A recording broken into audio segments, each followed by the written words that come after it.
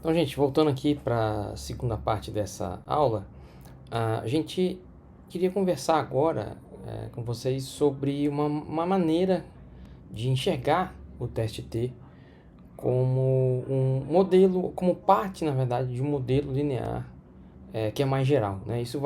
Essa lógica vai servir para a gente aprender mais fácil os testes futuros que a gente vai ver, né? As análises. E é sobre isso que a gente vai falar agora nessa parte, né? Na segunda parte da disciplina, da aula. Então, o que eu queria que a gente entendesse a gente acabou de ver o que eu apresentei para vocês, que são essas, digamos, três versões do teste T de Student, certo? Uma para uma amostra, que é aquela quando você tem um conjunto de amostras e quer comparar com um valor de referência, né? E a gente também tem o teste T para duas amostras, seja ela para amostras independentes ou para dados pareados, né? A gente acabou de ver agora um exemplo real ali para vocês, né? Eu mostrei um programa que a gente calculou o teste T para amostras independentes, né? E eu também mostrei para vocês na aula passada, nos slides, que cada um tem uma fórmula que parecia ser bem diferente, né? Uma da outra. Tinha lá as suas similaridades, mas cada uma tinha uma fórmula diferente, né? Isso daria ideia para a gente de que existe, né, uma receitinha de bolo. Eu tinha até mostrado para vocês aquele fluxograma ali, né, no final da aula, que é como se a gente estivesse memorizando realmente uma coleção de testes diferentes. Mas e se eu dissesse para vocês, na verdade, que esses três testes de students, na verdade, são a mesma ideia fundamental, a mesma estatística fundamental. Como que a gente pode demonstrar isso, né? Isso aqui é uma brincadeira que eu estava fazendo, né?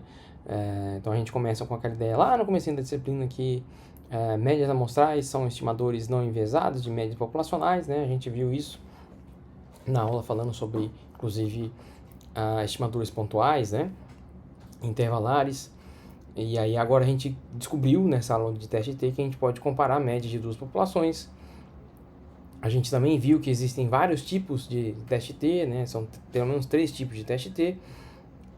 E agora a gente vai expandir a nossa mente para mostrar, né? Para discutir que na verdade os testes T são tipos particulares de um único modelo linear, né?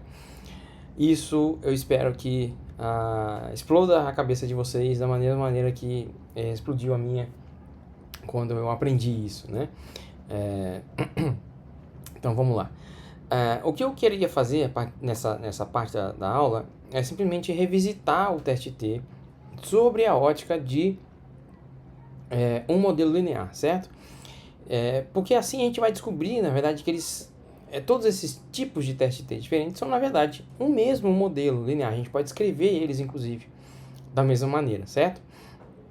Como eu disse, isso não só torna o aprendizado um pouquinho mais simples, mas ele também vai ajudar a gente a entender os testes futuros, seguintes que a gente vai ver. Porque todos eles são baseados nesse mesmo modelo linear, nessa mesma lógica, né?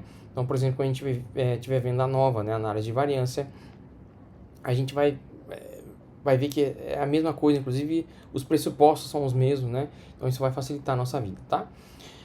Então, quando a gente está trabalhando com um modelo, quando a gente formula um modelo, o que seria, gente? Como é que a gente poderia escrever isso, né? O modelo, na verdade, ele vai servir, né, como uma maneira da gente descrever a nossa parte dos dados, né, que a gente tem, que seria uma parte previsível dos nossos dados, né? E aí depois, claro, vai ter a parte que não é predizível ou previsível ou passível de ser modelada, né? Por esse modelo, que é justamente a parte do resíduo ou erro, tá? Então, os nossos dados, eles vão ter duas partes, eles podem ser descritos, na verdade, por dois componentes, digamos assim. Um é justamente o modelo, e o outro é aquilo que não é descrito pelo modelo, tá? A gente também pode dizer, né, que a gente a parte predita, e para isso que serve esse chapeuzinho aqui, né, que eu estou colocando nos dados. Então, um determinado dado, né, predito, ele vai ser igual ao que é o modelo, tá? Então, é justamente o modelo vai ser igual à parte predita ou previsível, né, do dado. E eu posso escrever esse modelo de maneira, utilizando o modelo linear, dessa forma, certo? Isso pode parecer grego, na verdade é grego, porque a gente está usando aqui letras gregas, mas a gente já viu isso antes, né? E eu posso provar porque a gente já passou sobre isso quando a gente está discutindo no ensino médio, lá no ensino fundamental até, a equação da reta, né? Então isso aqui nada mais é do que a equação da reta que a gente está acostumado a ver na escola, tudo bem? Então essa equação da reta eu estou dividindo em 3 partes, né? 3 caixinhas aqui, tá bom? O que seriam elas? Uma seria justamente o meu dado, que eu estou chamando aqui de variável resposta nesse contexto, mas é o dado, tá bom? É o mesmo dado que eu mostrei para vocês agora há pouco, no outro slide. E que eu estou chamando aqui de y, certo? E eu estou chamando aqui essa variável x, essa letra x, que seria minha variável preditora, tá? Então, isso seria uma parte do meu modelo, tudo bem? Vamos ficar por aqui, vamos ficar por enquanto, né? E este modelo também, ele tem outros componentes, que são justamente os parâmetros dele, né? Que é justamente o que eu quero estimar. Isso aqui eu já conheço, eu coletei esse dado, tá? Essa variável resposta é a variável preditora, né? Isso eu não coletei, eu não observei isso, eu quero estimar, eu quero utilizar o modelo para justamente estimar esses parâmetros. Quais seriam esses parâmetros? Aqueles mesmos lá da equação da reta que a gente já está acostumado, que seria o intercepto, né? E a inclinação da reta, também chamada de slope, em inglês, né? Mas é o coeficiente angular, também alguém chama, né? Mas é justamente a inclinação da reta. O que seria isso, né? Se a gente está colocando aqui essas duas variáveis num plano cartesiano, né? O x e o y, o alfa, que eu estou chamando de alfa, é justamente o valor do y quando o x é zero, tá bom? Então, é o valor aonde essa reta vai tocar o eixo y quando o x é zero. Enquanto que o beta, ou também chamado de beta 1, que é o coeficiente angular, vai medir justamente o ângulo de inclinação da reta, tudo bem? Vamos ficar por aqui, tá? É isso que eu quero que vocês entendessem por enquanto.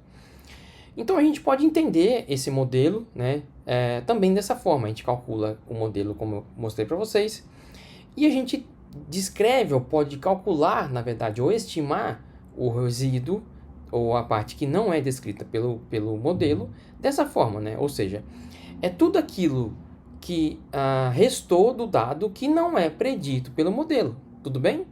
Então o resíduo ou o erro é tudo aquilo que sobrou do dado que não é predito pelo modelo. Exemplo de modelos, né? A gente tem, por exemplo, a altura dos filhos, né? Eu quero modelar ela, eu quero utilizar a altura dos pais como uma maneira de descrever ou de predizer ou de prever a altura dos filhos, tudo bem? Então eu posso escrever esse modelo dessa forma. Eu tenho um coeficiente angular aqui, uma inclinação da reta associado a essa variável, que aqui nesse caso é contínuo, né? E ele vai ter o seu intercepto, né? E a parte justamente dos dados, que é a altura dos filhos, que não é predita, que não tem nenhuma relação com a altura dos pais, ela vai ser o resíduo, ou o erro, bem? Outro exemplo, né? Então eu quero predizer a pressão arterial em função de um grupo de tratamento, seja ele, por exemplo, um remédio. Eu estou fazendo um experimento, por exemplo, eu dividi, né, pessoas em diferentes grupos de tratamento. Então, eu dei um remédio X para um, remédio Y para o outro. Então, essa variável, que aqui nesse caso já não é mais contínua, né? É uma variável que é categórica, que é justamente o pertencimento que cada pessoa vai ter ao seu respectivo grupo. Também vai ter a variável o seu parâmetro, que é a inclinação da reta, tá bom? Mesmo raciocínio, vai ter o intercepto e vai ter a parte da pressão arterial que não é predita pelo tratamento, né? Então, de novo, né, repetindo, o intercepto é o valor médio da variável resposta quando a variável preditora é zero, né? Então, voltando aqui, o intercepto é a variável resposta quando a preditora é zero. E a inclinação, o coeficiente angular, né, o slope em inglês, vai ser a inclinação predita da reta pelo modelo, ou seja, em linguagem humana, digamos assim, ela vai representar o efeito de uma determinada variável, x, sobre a variável resposta, né, y. Ou seja, ela vai medir o quanto que a variável resposta muda em unidades da minha inclinação, da inclinação ou do coeficiente angular, certo? Que eu estou chamando de beta aqui, né? A gente pode, eventualmente, associar uma medida de erro, né, ou de incerteza, melhor dizendo, a esse slope também, calculando um intervalo de confiança de 95%, tá? A gente vai ver isso na aula de regressão, então isso aqui é só um detalhe, por enquanto, tá? E a gente também tem esse outro componente, que é justamente o resíduo, né, ou o erro, que vai representar toda aquela variabilidade da minha variável resposta, que não é explicada pelo modelo, né? Tudo bem? É isso. Então, esses três componentes aqui são esses três parâmetros que eu quero estimar. E agora que vai vir o pulo do gato, né? Então, como que eu utilizo este modelo, ou este mesmo modelo linear, para lidar tanto com variáveis contínuas quanto variáveis categóricas, né? Até aqui, né, essa equação que eu mostrei para vocês, esse modelo linear, nada mais do que a equação da reta que a gente já viu lá no ensino fundamental, tá? Não tem absolutamente nada de novidade.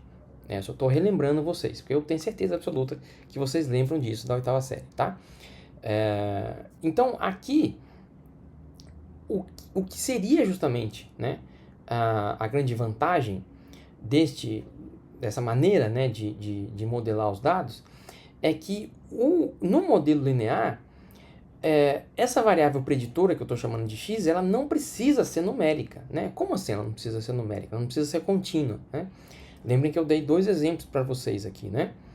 A altura dos pais, que é contínua, né, que é numérica, e o grupo de tratamento, que não é numérica, é um valor categórico, né? Então é um grupo A, grupo B, ou o tratamento do remédio X ou do remédio Y, tá bom?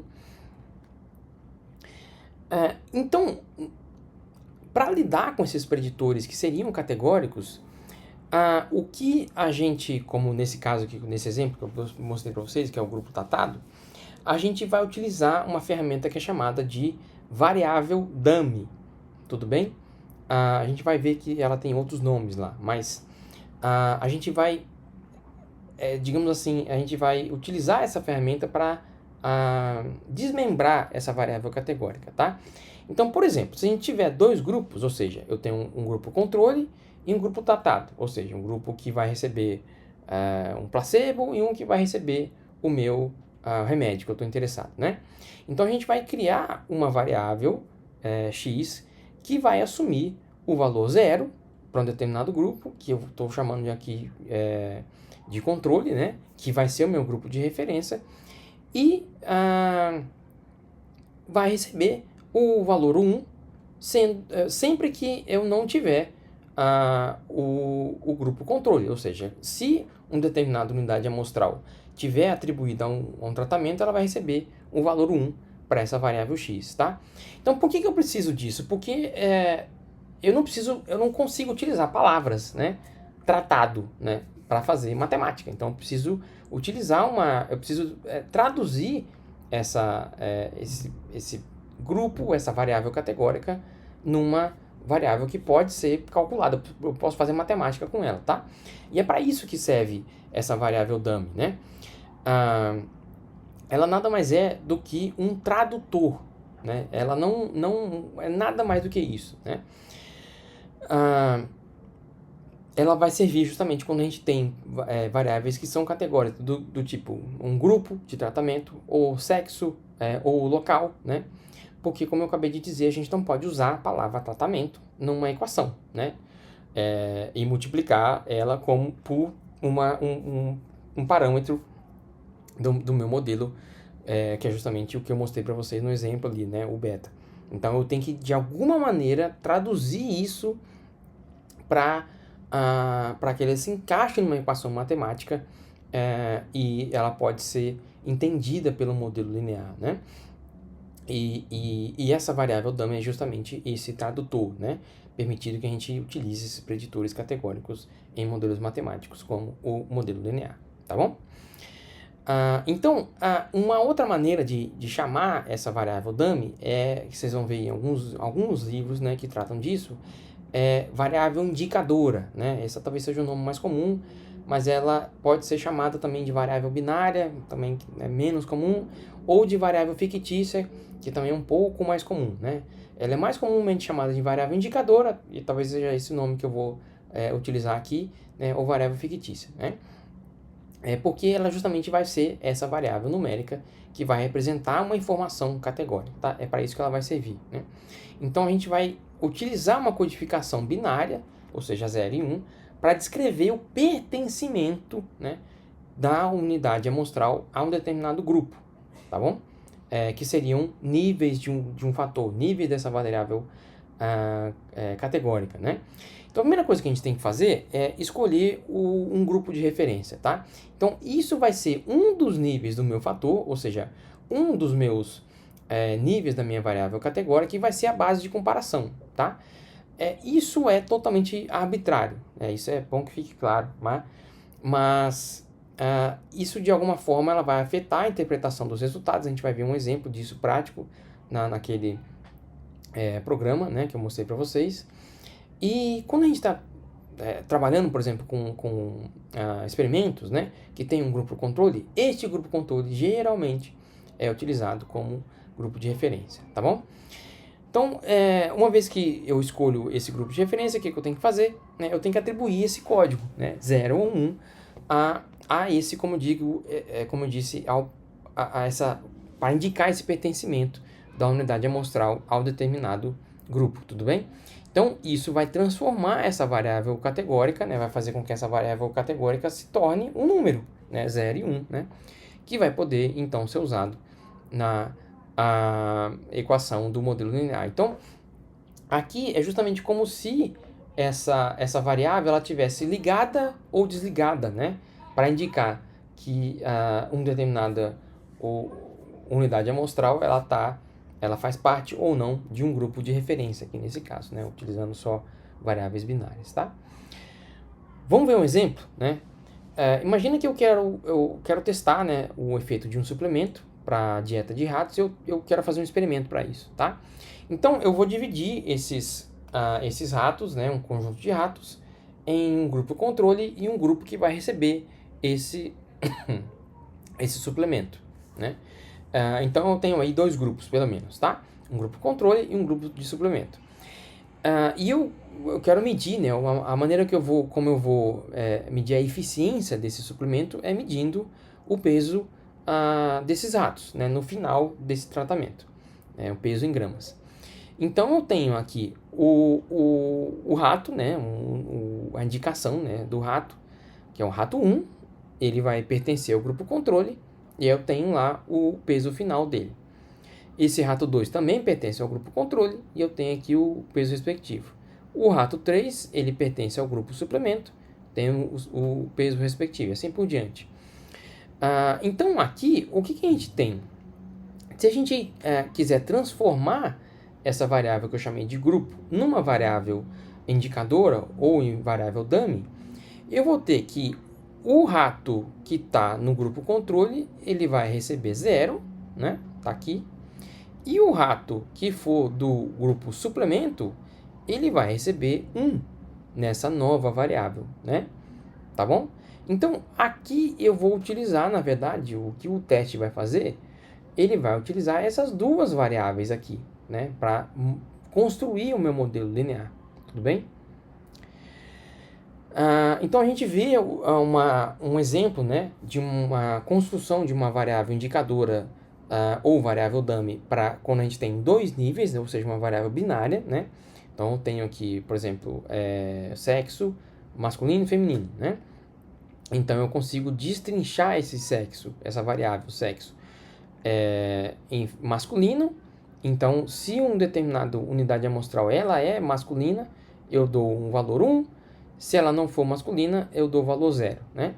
Então, aqui eu tenho uma outra variável que é feminina. Então, se ela é feminina, ela não é masculina. Se ela é feminina, ela não é masculina, né? E assim por diante.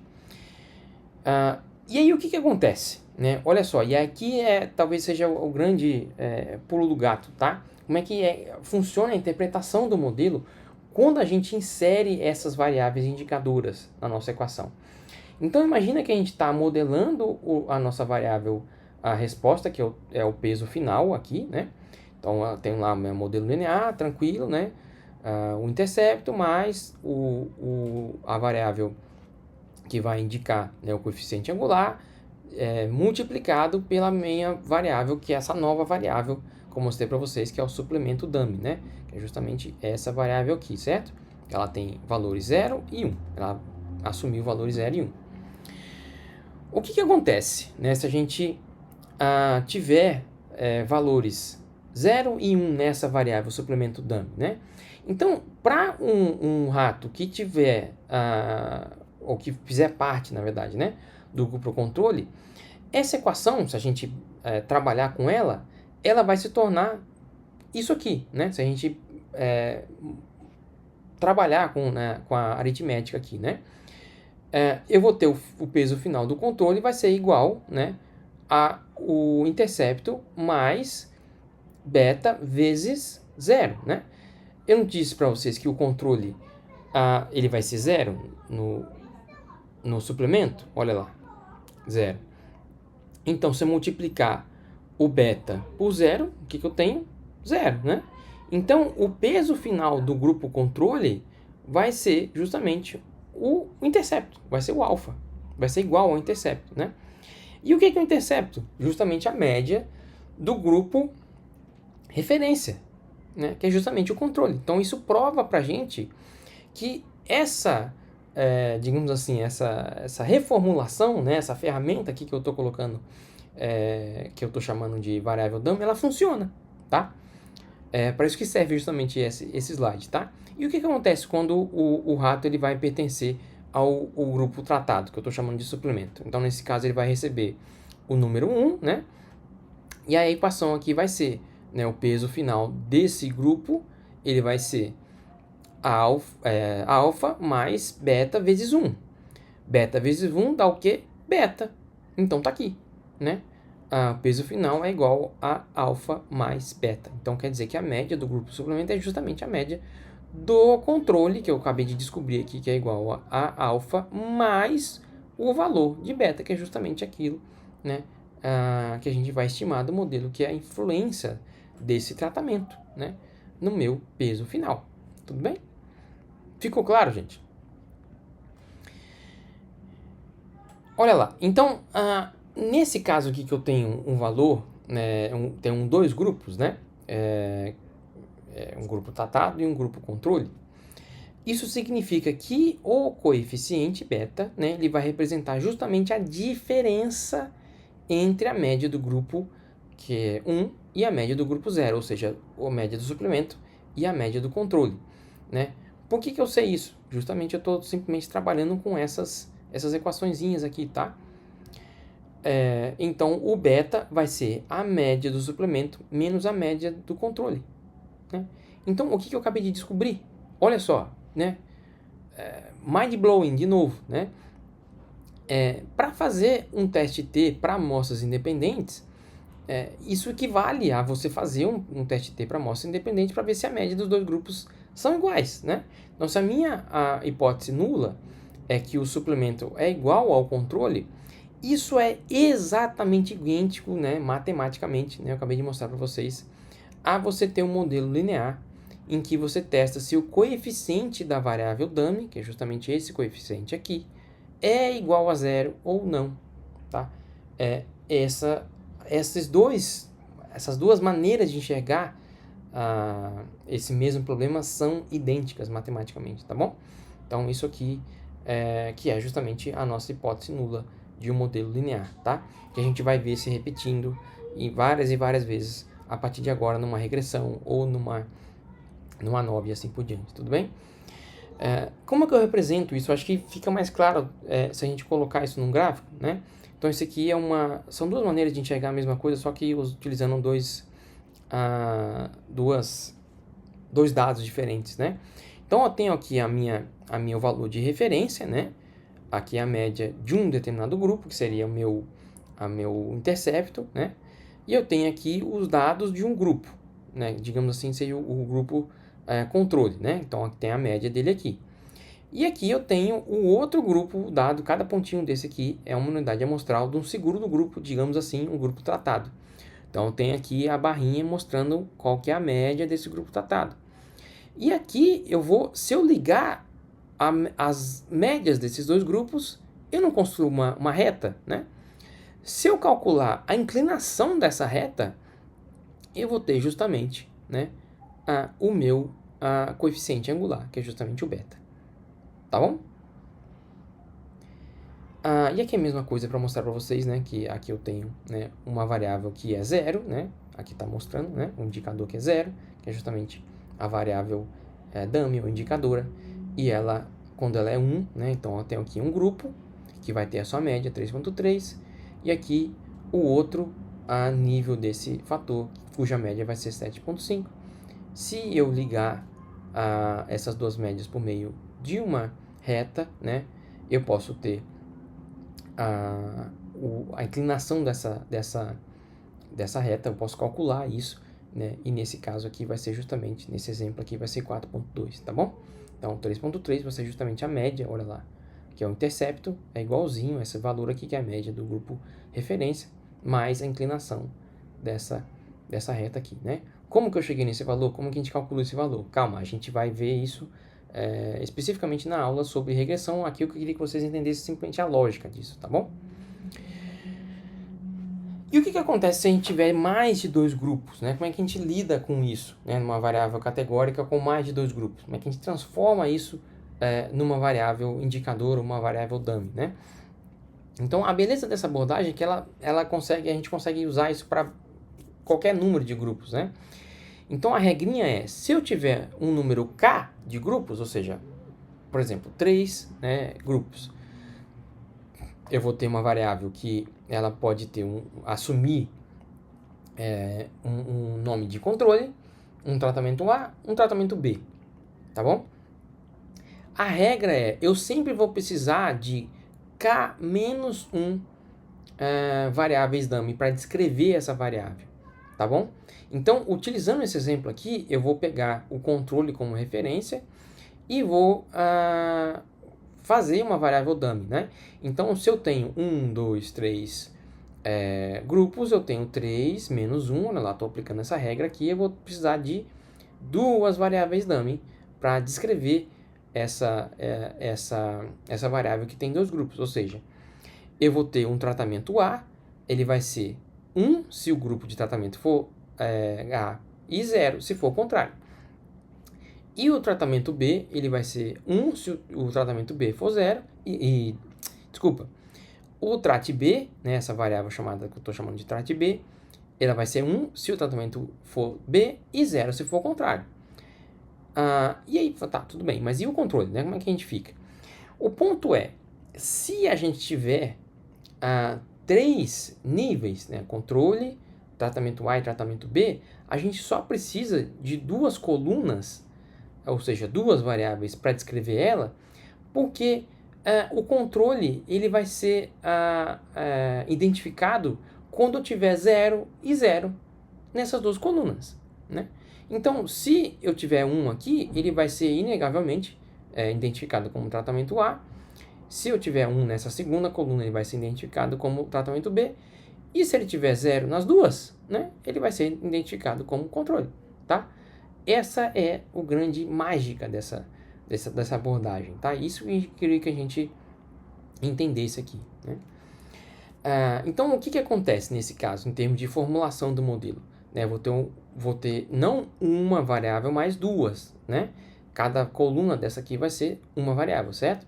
Então, eu vou precisar de modelo linear que vai ter não um beta, mas dois betas. Eu vou calcular aqui dois coeficientes angulares, certo? Então, eu vou continuar tendo o meu intercepto, mais o coeficiente angular referente a essa variável trat A dummy, que eu chamo de trat A dummy, mais o coeficiente angular referente à variável trat B dummy, tá?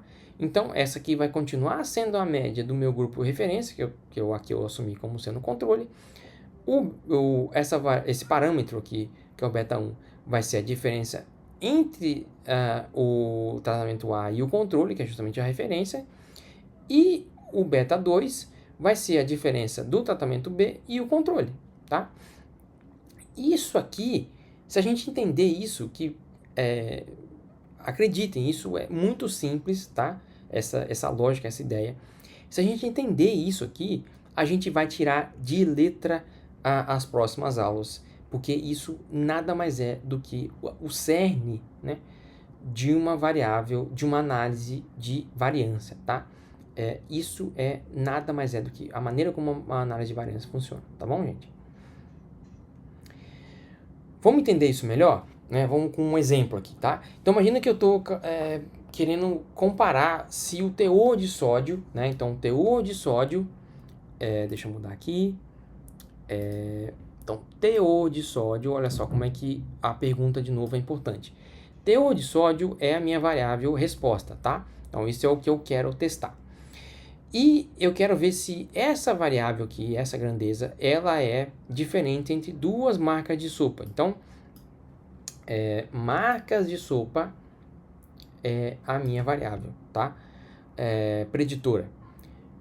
Como que eu sei que ela é uma variável preditora? E como que eu sei que ela se ela é categórica, né? Marca de sopa é um nome, certo? Então, ela vai ser uma variável nominal, tá? Categórica, né? E ela vai ter, olha lá, dois níveis, né? Porque eu estou dizendo aqui nessa minha pergunta que ela tem, são duas marcas de sódio, que eu estou só que me dá o nome de Vono e Quinó, só para a gente facilitar aqui, né? Então, olha lá, a minha variável y é teor de sódio e a variável preditora x é marca da sopa, tá? Ela vai ser ou Quinó ou Vono. Então, como é que eu escrevo esse modelo, né? Eu tenho a minha pergunta, então agora eu tenho que passar isso, eu tenho que formular ela no modelo linear, né? Então eu tenho aqui que o teor de sódio vai ser igual a um parâmetro, que é o intercepto, mais o coeficiente angular vezes a marca da sopa. E aí mais um erro aqui, né? Um resíduo, tá? Então, o que eu tenho aqui? Eu não tenho uma variável que ela é marca de sopa e ela é binária. Então, assim como naquele primeiro exemplo, eu só vou precisar de uma variável para descrever ela, certo? Uma variável dummy, ou uma variável que eu estou chamando aqui de codificação, mas é uma variável indicadora, certo? Uma variável dummy. Então, se a amostra de sódio veio de uma sopa quinó, que eu vou usar aqui como referência, ela vai assumir o valor zero nessa nova variável. Se uma amostra de sódio veio de uma sopa da marca Vono, ela vai assumir o valor 1, tá? Então, olha lá. Se o meu valor aqui, x, né, que eu estou chamando de marca, né, for zero, né, isso indicaria que ela seria uma marca Quinó, ela teria, olha lá, ela assumiria zero aqui, né, eu estou simplesmente substituindo o valor zero na marca, ela vai multiplicar o beta vezes zero vai ser igual a alfa, tá? Ou seja, vai ser esse valor, né, do sódio vai ser simplesmente a média do teor de sódio do grupo referência. Qual que é o grupo referência? Tá dizendo aqui, né? A marca Quinó. Se ela for 1, olha lá, eu vou substituir o 1 aqui no meu modelo. Então, eu vou ter aqui o beta vezes 1. Isso é igual a beta, né? Então, eu vou ter alfa mais beta. O que é alfa? Né? A média do grupo referência, que é a marca Quinó. Ou seja, o Vono vai ser simplesmente a média, né, desse QNOR, né, mais o valor de beta. Tudo bem? E o que acontece? Se a média de sódio da marca Vono for igual à média do QNOR mais o beta, que é justamente o que a gente acabou de concluir aqui em cima, então, se a gente inverter isso, né, só trabalhando com aritmética básica aqui, tá? Estou jogando beta para cá. E trocando aqui, né, jogando beta para cá e jogando a média do sódio para cá. Então, eu vou chegar à conclusão de que o beta é igual à média do sódio da Vono menos, né, ela tá mais aqui, né, então ela passa menos, quando a gente troca de um lado para o outro, menos a média de sódio do grupo QNOR, tudo bem? Então, de novo, a gente conclui que o beta, esse parâmetro, é simplesmente a diferença entre as médias dos grupos, né? Beleza, gente? Isso é ou não é de explodir as cabeças? De novo, né, isso me ajudou bastante a entender, né, como modelos lineares funcionam. Eu queria dividir esta alegria com vocês aqui nessa aula. Tudo bem? Então, como é que a gente conecta essas informações com o teste de hipótese que a gente viu na primeira parte da aula, né? Então, a gente viu lá que a hipótese nula de um teste T para amostra independente é assim, né? A gente vai assumir que a média de um grupo é igual a outra. Isso é exatamente o mesmo, de novo, né? Eu só estou simplesmente trabalhando com aritmética aqui. Isso é equivalente a dizer que a diferença entre as médias é zero, né? Então, se uma média está aqui, eu passo para lá, né? Eu vou dizer que ela é menos, né? Uma outra quer dizer que a média de um grupo menos a média de outro é zero. A gente acabou de ver em 2 exemplos aqui que o beta é simplesmente a diferença entre as médias. Portanto, a gente pode refrasear ou entender, né, de uma maneira diferente que a hipótese nula de um teste T é exatamente igual a testar se o coeficiente beta é igual a zero no modelo linear, tá bom? Então, a estatística T e o valor de P que você obtém ao testar se o beta é igual a zero, né, num programa de estatística qualquer, ele vai ser exatamente igual, vai ser idêntico a um teste T para amostras independentes, né, se você fizer nesse mesmo programa, tá bom? Eu vou mostrar isso num exemplo aqui para a gente. E isso seria, né, um desafio para a gente fazer em sala de aula, né, uma atividade prática. Mas imagina que a gente tem aqui, vocês podem fazer isso individualmente aí, né? E a gente discute na próxima aula, né? A gente vai revisitar essa aula para também tirar dúvidas, etc, né?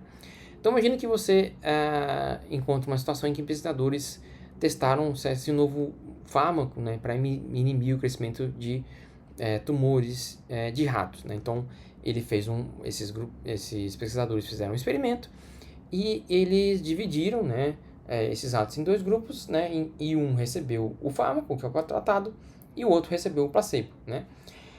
Eles coletaram os dados e rodaram os testes e obtiveram, né, a seguinte saída no computador. Então, eu tenho lá o tamanho do tumor, que é a minha variável contínua, né, medida em milímetros cúbicos, é esse aqui. Então, tenho o grupo tratado, que é esse aqui.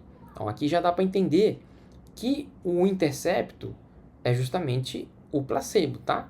Que foi utilizado como referência, né? Então aqui, o que ele está mostrando para a gente aqui como estimativa é justamente o coeficiente, certo? Então isso aqui vai ser justamente a média, né, do tumor do grupo controle. Na verdade eu já estou dando a resposta, né? Mas, e esse aqui vai ser, né, o que seria o beta do grupo tratado, né? Eu tenho um erro padrão associado a essas 2 estimativas, o valor de T e o valor de P aqui, né? Para isso. E o desafio é simplesmente interpretar essa tabela que eu já dei uma boa ajuda para vocês, né? Então, tem aqui 4 perguntas, né? A primeira, qual que é o tamanho médio do tumor no grupo controle. Eu acabei de responder isso para vocês, né? Agora, qual é a diferença no tamanho médio do tumor entre o grupo tratado e o grupo controle? Encontre essa informação nessa tabela aqui para mim, né? Anotem. Qual é a hipótese nula que o teste T estaria avaliando, né? Qual hipótese nula corresponderia a isso no modelo linear, né? Se esses pesquisadores tivessem assumido um nível de significância alfa de 0,05, o fármaco que eles estavam testando teve efeito significativo ou não? Qual que seria a conclusão, né? Essa aqui é o valor de P aqui que eles concluíram, que eles obtiveram nesse teste, tá bom? Façam isso em casa, anotem a resposta, a gente vai discutir isso na próxima aula.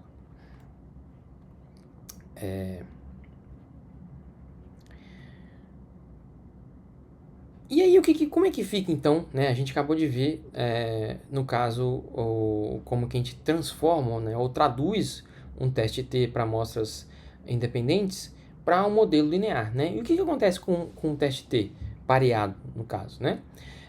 Ele vai ser um modelo ainda mais simples, né? Como a gente viu, né, na aula, na primeira parte dessa aula, o teste T pareado, ele simplesmente ele é calculado, né, utilizando a diferença entre cada par, né? Então, isso a gente não, como eu mostrei para vocês, a gente não utiliza a variável bruta e sim trabalha com a diferença entre os valores para cada par de observações, né? E trabalha apenas com essa nova variável. Então, o modelo que a gente está interessado é simplesmente testar se a média dessa variável é zero, ou seja, se a diferença ela vai ser igual a beta mais um erro associado, né, um resíduo. Qual que é a hipótese nula? A hipótese nula é que essa diferença é zero, né, vai ser idêntica a testar se o intercepto de um modelo linear é igual a zero, ou seja, o alfa é igual a zero, né? Então, aqui, a maneira como a gente consegue interpretar o teste T como um modelo linear é que a gente tem um único parâmetro que interessa para a gente, que é justamente o intercepto, né? Aplicado aos dados de diferença, né? Então, a gente está interessado aqui, na verdade, no intercepto. E o teste T para uma amostra, né? Quando a gente tem um valor de referência e quer saber se a nossa amostra é diferente desse valor de referência, né? A gente quer saber, né, se a média da amostra é diferente desse valor de referência. Então, aqui, ao invés de modelar o y, o que a gente quer modelar, na verdade, é a diferença para o valor de referência. Não é isso que a gente quer testar, no fim das contas? Então, se a gente traduzir isso como modelo linear, o que a gente quer, na verdade, é se essa nova variável é igual à variável original menos a média de referência, tá? Então, se a média original, ou seja, a média estimada, for igual à média de referência, então a média da nossa variável vai ser zero, né? Então, como é que a gente traduz isso, como é que a gente escreve isso como uma equação, né, matemática, como um modelo? A gente pode colocar, né, que essa variável, né, que a gente, na verdade, a nossa amostra, né, que eu estou chamando de y aqui, menos o valor de referência, vai ser igual a um intercepto, né, mais um erro, um resíduo, né? Então, muito parecido, né, com a ideia do teste T pareado, né? Como é que funciona a hipótese nula aqui nesse caso, né? A gente vai testar se a nossa média ela vai ser igual à média de referência, né? Isso vai se tornar, na verdade, um teste para saber se o intercepto, né, que é a média da variável transformada, vai ser zero, né? Eu quero saber se a minha média, se o intercepto do meu modelo vai ser igual a zero, né, ou não. Então, isso, traduzir o teste T para um modelo linear ajuda a gente a entender, como eu disse, a lógica por trás de vários outros testes que a gente vai ver daqui para frente, tá? Então, essa é simplesmente uma tabelinha para a gente resumir, na verdade, tudo que eu acabei de dizer, né?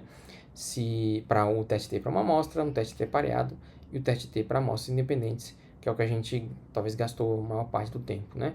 Porque justamente era um pouco mais complicado de entender, porque tinha, nesse caso, uma variável x, a gente viu que a gente tinha que traduzir ela para uma variável dummy, né?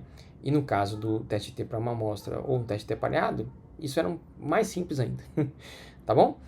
Então, enquanto o teste T para amostras independentes, a nossa hipótese nula era formulada em termos do beta, né? Ou seja, do coeficiente de inclinação, no teste T pareado e no teste T para uma amostra, a nossa hipótese nula é formulada em termos do alfa, ou seja, do intercepto, tudo bem? A gente quer testar se ele vai ser diferente de zero ou não. Como eu disse para vocês, né? E aí aqui, repetindo, e a gente já está encaminhando para o fim, né?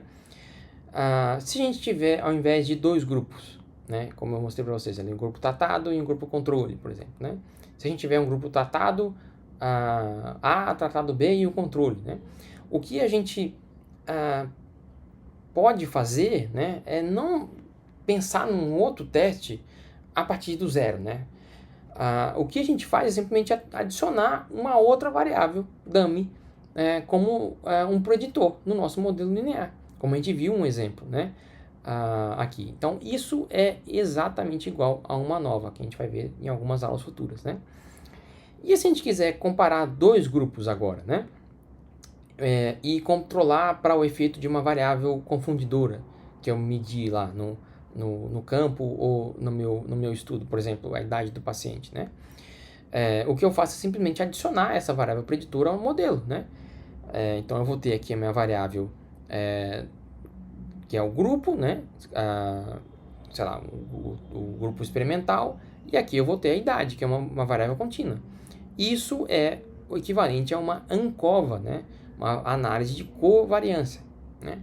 Então, essa maneira de enxergar esses testes como um modelo linear facilita muito mais o entendimento e distingue, né, o processo de aprendizagem de simplesmente uma decoreba de nome de teste, de lista de teste, para o entendimento de um arcabouço comum, né, que a gente pode modificar ligeiramente ali e testar diversas hipóteses científicas, tudo bem? Então eu imagino que isso vai ser bastante útil para a gente. Eu queria que a gente seguisse nesse caminho, tá bom? Então a gente vai ver, na verdade, e a próxima aula, por exemplo, a gente vai falando de regressão, vocês vão ver que eu vou repetir a mesma coisa, porque elas não são ferramentas diferentes, né? Não são ferramentas diferentes, e sim variações de um mesmo tema, ou seja, modelo linear, né? Teste T, uma nova, uma regressão, são todos modelos lineares. Então, entender essa conexão entre esses testes, vocês estão dando um passo à frente, né? E vocês estão sendo preparados para usar a estatística e pensar a estatística como um estatístico, né? E não, né, como alguém que simplesmente olha lá uma lista de testes ali e segue uma receita de bolo. Tudo bem, gente? Então, eu imagino que essa aula é talvez um pouquinho mais longa, né? Um pouquinho mais intrincada, mas eu espero que, assim como eu, né, você tenha tido a sua cabeça explodida, né, com esse conhecimento. E eu agradeço de novo a atenção e a gente fica por aqui. Obrigado.